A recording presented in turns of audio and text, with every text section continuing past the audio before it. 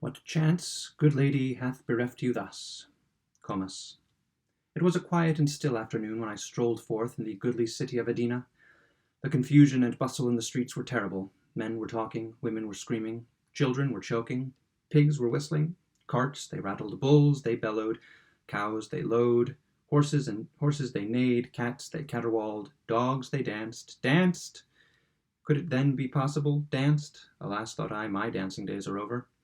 Thus it is ever, what a host of gloomy recollections will ever and anon be awakened in the mind of genius and imaginative contemplation, especially of a genius doomed to the everlasting and eternal and continual and, as one might say, the continued, yes, the continued and continuous, bitter, harassing, disturbing, and, if I may be allowed the expression, the very disturbing influence of the serene and godlike and heavenly and exalting and elevated and purifying fact of what may be rightly termed the most enviable, the most truly enviable, nay, the most benignly beautiful, the most deliciously ethereal, and as it were the most pretty, if I may use so bold an expression, thing, pardon me, gentle reader, in the world. But I am always led away by my feelings. In such a mind, I repeat, what a host of recollections are stirred up by a trifle. The dogs danced. I could not. They frisked. I wept. They capered. I sobbed aloud. In my solitary walk through the city, I had two humble but faithful companions, Diana, my poodle, sweetest of creatures. She had a quantity of hair over her one eye, and a blue riband tied fashionably round her neck.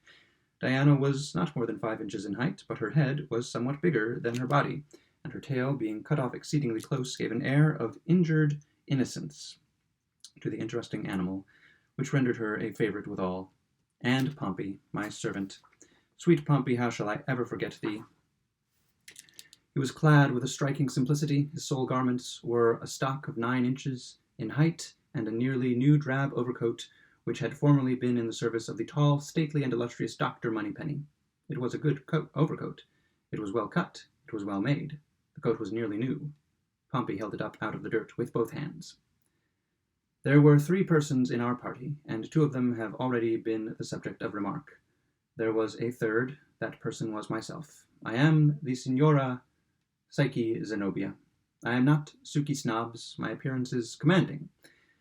On the memorable occasion of which I speak, I was habited in a crimson satin dress with a sky-blue Arabian mantelet, and the dress had trimmings of green agrafas and 7 graceful flounces of the orange-colored auricula.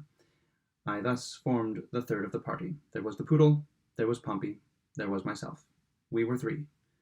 Thus, it is said, there were originally but 3 Furies, Melty, Nimi, and Hetty, meditation, memory, and fiddling.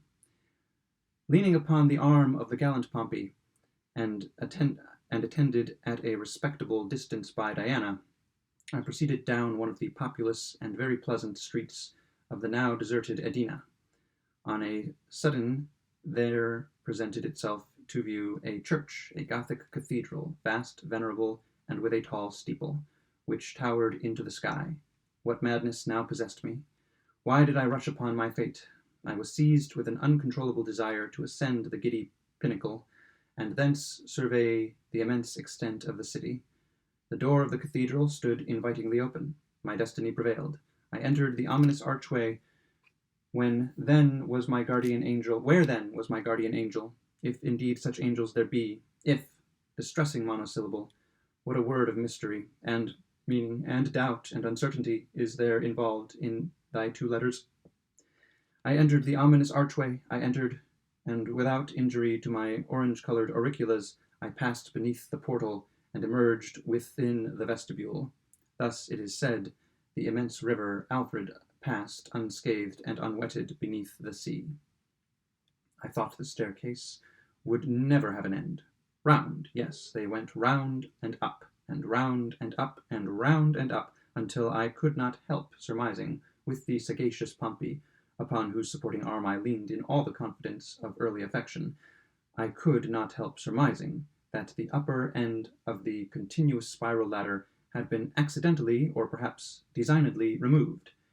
I paused for breath, and in the meantime an accident occurred of too momentous a nature in moral and also in a metaphysical point of view to be passed over without notice.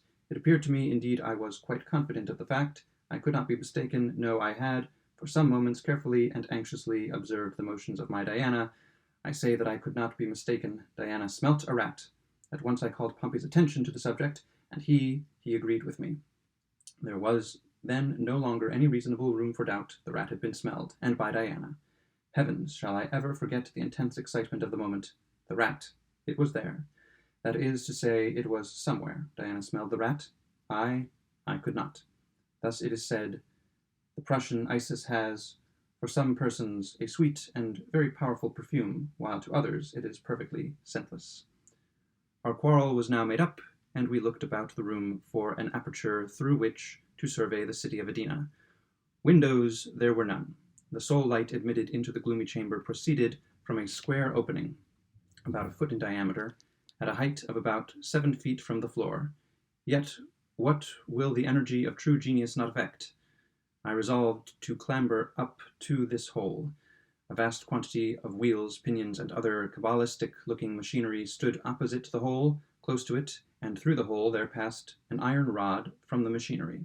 Between the wheels and the wall, where the hole lay, there was barely room for my body. Yet I was desperate, and determined to persevere. I called Pompey to my side. You perceive that aperture, Pompey? I wish to look through it. You will stand here just beneath the hole, so. Now hold out one of your hands, Pompey, and let me step upon it, thus. Now the other hand, Pompey, and with its aid I will get upon your shoulders. He did everything I wished, and I found, upon getting up, that I could easily pass my head and neck through the aperture. The prospect was sublime. Nothing could be more magnificent. I merely paused a moment to bid Diana behave herself and assure Pompey that I would be considerate and bear as lightly as possible upon his shoulders. I told him I would be tender of his feelings. Having done this justice to my faithful friend, I gave myself up with great zest and enthusiasm to the enjoyment of the scene which so obligingly spread itself out before my eyes.